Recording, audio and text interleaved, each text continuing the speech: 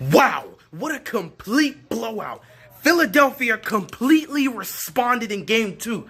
They destroy the Brooklyn Nets 145-123. It wasn't even close in the second half. I gotta first off congratulate Ben Simmons. This dude showed up.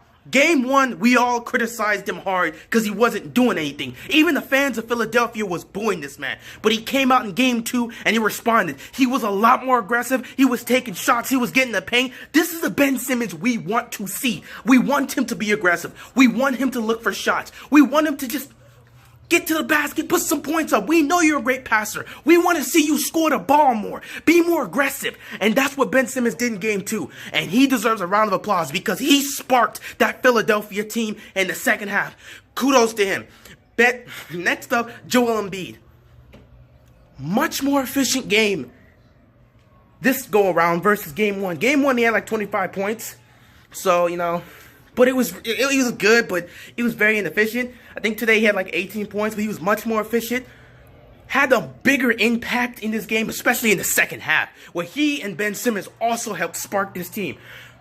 He's clearly not 100% because when the dude's just taking the shots, you can tell he doesn't have much lift. He's not trying to jump on that knee, so we clearly know that he's not 100%. And he's going to need to be at least 75% if they're going to beat the Brooklyn Nets. So that's something to worry about, but at least right now, he played well in this game. Did well, got the win. In fact, everyone played well, bro.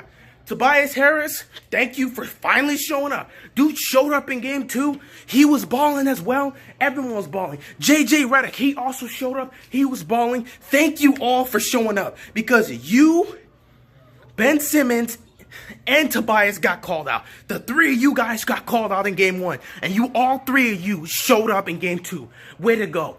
This was a great team win. Now, Jimmy Butler, he didn't really score much. I think he only had like 7 points. But that's still fine for me. I can accept that because that's not Jimmy Butler's role. If Jimmy Butler has to be the main scorer, that's a problem. He's not here to he's here to be the closer. He's not here to be the leader in scoring. That's not what his job is. That's Joel Embiid's job. He's the leader. Joel's the leader. He's the one taking those shots. He's the one, if anyone's going to be leading in scoring, it's Joel. He's taking the majority of shots. Or he should be the one taking the majority of shots because he's the leader of the team. All Jimmy Butler's got to do is be the closer. If the game is close, he's going to be the one to take those tough shots. That's all he is here. That's his role. And that's what he wants to be. So in a game like this where everybody's cooking, where everybody's hitting their shots, Jimmy Butler is completely fine with everyone else taking the shots. He doesn't have to take those tough shots because they don't need him to take those tough shots. He doesn't need that to help spark his team. So he didn't have a really great scoring night, but hey, he's perfectly fine with that. Overall, Philadelphia, first half, they played well, but Brooklyn was right there with them. Every time the Philadelphia would score, Brooklyn would come right back, hit them with a 3 or a nice layup or an and one. Dude, they had like back-to-back 4-point plays. I think one was with D'Angelo Russell, and the other was with Spencer Dinwiddie. So, yeah, Brooklyn was there. But the third quarter, oh my goodness. Both Joel Embiid and Ben Simmons, they sparked a 21-2 run in the beginning of the third quarter. And that game was over after that. From there, they just took over. Everyone exploded. Tobias started hitting shots. JJ Redick started hitting shots. Everyone was just doing great. And this was a great team win. So Philadelphia, this is the team we need to see. This is the team that can really contend in the East and possibly get to the finals. This is what we've been waiting to see. This is what we should have saw in Game 1. But I'm glad you're here. You got what you needed. You tied up the series. Way to go. For Brooklyn, I wouldn't be too disappointed in this loss. Because at the end of the day, you did your job.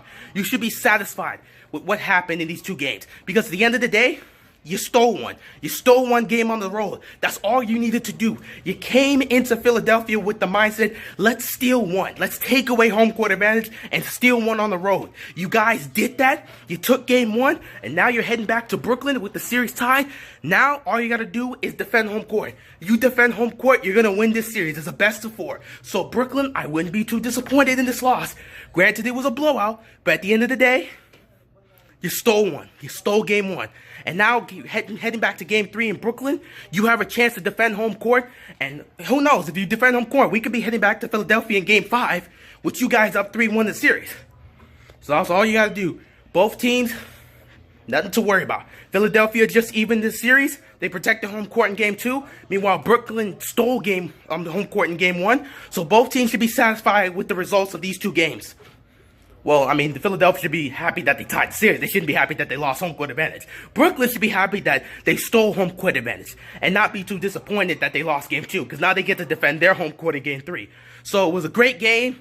This has been an interesting series, and I can't wait to see what happens in game 3 in Brooklyn. Now, right now, I got to get to watching this Warriors-Clippers game, which is probably going to be a blowout, but we'll see. Thanks for watching. Peace out.